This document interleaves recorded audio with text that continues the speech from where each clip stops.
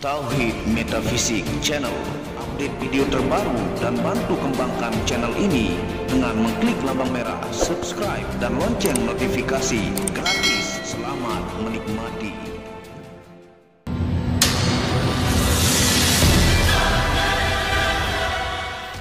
Bismillahirrahmanirrahim. Assalamualaikum warahmatullahi wabarakatuh.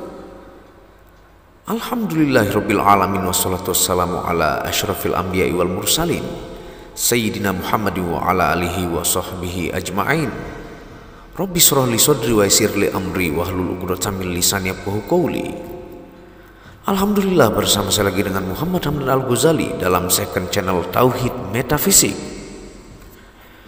Pada kesempatan yang berbahagia ini kita akan membahas tentang video 5 jenis khodam yang biasanya ada pada manusia. Tonton video ini sampai selesai supaya Anda mengerti, tidak gagal faham dan tidak menjadi fitnah karena kegagal fahaman Anda. Berikut adalah beragam jenis khodam yang perlu Anda ketahui. Menurut kitab terdahulu Primbon Jawa, cerita sejarah dan budaya, juga ahli supranatural, ada beragam jenis khodam yang dimiliki oleh manusia. Khodam jenis inilah yang biasanya berdampingan dengan manusia. Ada yang dominan mencelakakan atau zolim, ada juga yang mulia. Semua tergantung dari laku spiritual pemilik khodam. Jika rajin beribadah, sifatnya mulia, sabar, bijaksana, maka mulialah pula khodam penjaganya.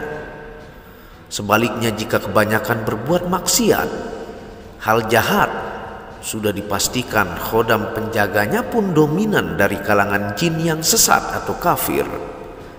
Bahkan bukan sedikit juga yang meminta upah atau tumbal.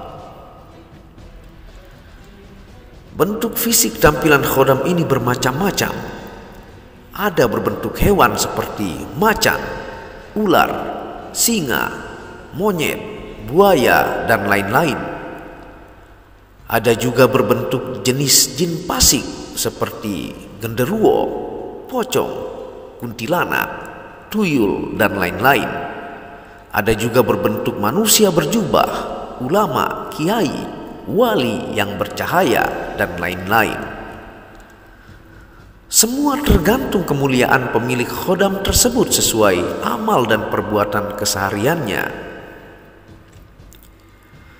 Sementara dominan tujuan khodam itu sendiri, yakni untuk mendampingi dan menjaga pemilik atau keturunannya dari hal-hal yang kurang baik jika mampu dilatih dan ditaklukkan.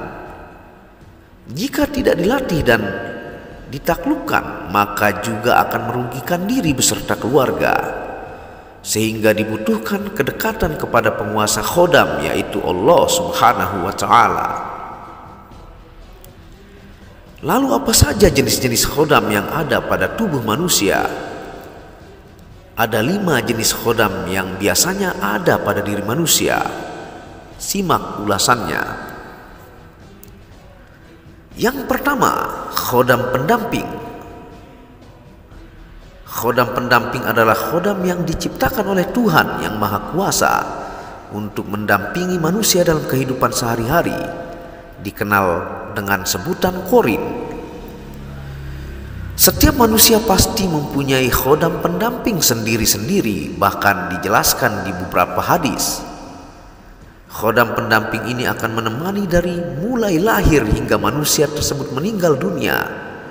Dan khodam lahir ini dominan berbisik mengajak melakukan keburukan. Tapi jika dilatih dan ditaklukkan, maka bisa membantu pemiliknya. Untuk menaklukkan dan mengasah khodam pendamping, diperlukan laku ibadah yang konsisten dilakukan, baik sholat 5 waktu, sholat sunnah, dan kewajiban lainnya. Sering bertafakur atau perenungan tentang diri dengan alam dan Tuhan. Juga melatih kesadaran murni untuk terus eling atau ingat.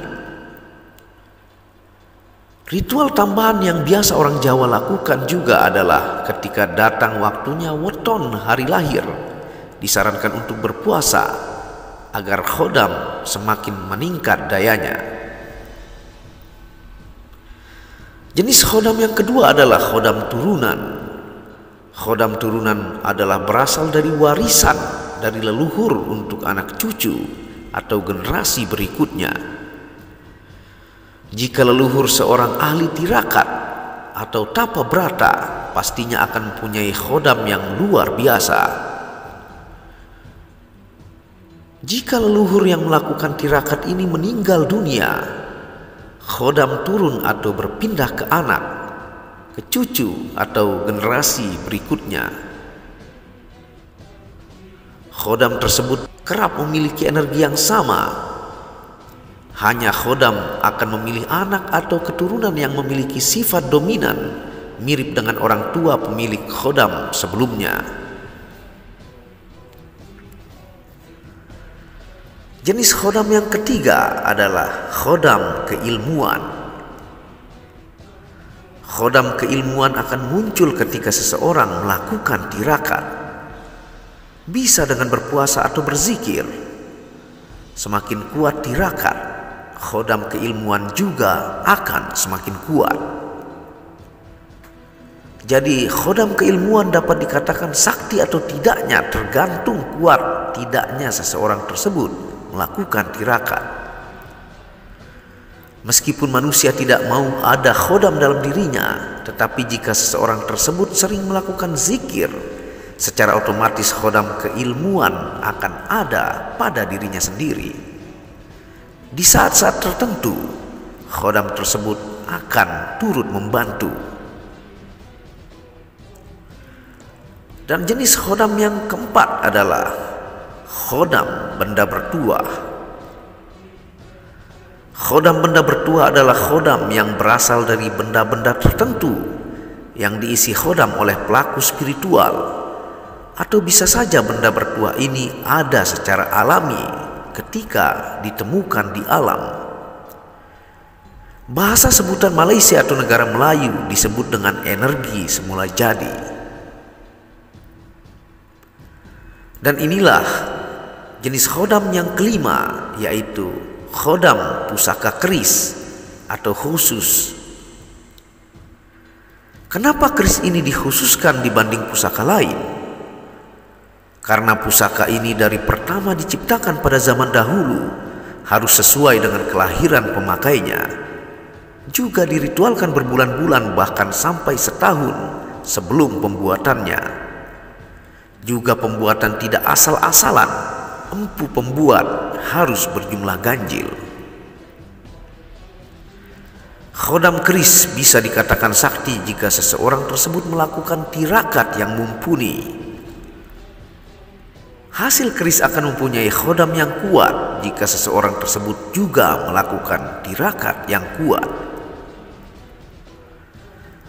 Semakin keris tersebut dibawa untuk hal kemungkaran, maka khodamnya dominan hitam. Jika untuk membela kebenaran dan hal mulia, maka khodamnya dominan putih. Bahkan jika keris tersebut sepuh super tua, tercium aura jumlah korban yang dimakan dengan berbau amis. Jika untuk kemuliaan, tercium wangi bak ribuan wangi bunga. Itulah sejumlah jenis khodam yang dimiliki oleh manusia yang bisa Anda ketahui. Keberadaan khodam itu dalam Islam benar adanya, namun kita harus tetap meneguhkan kepercayaan kepada Allah Subhanahu wa Ta'ala. Dan penjelasan ini semua kembali kepada keyakinan masing-masing. Wallahu a'lamu bishawab.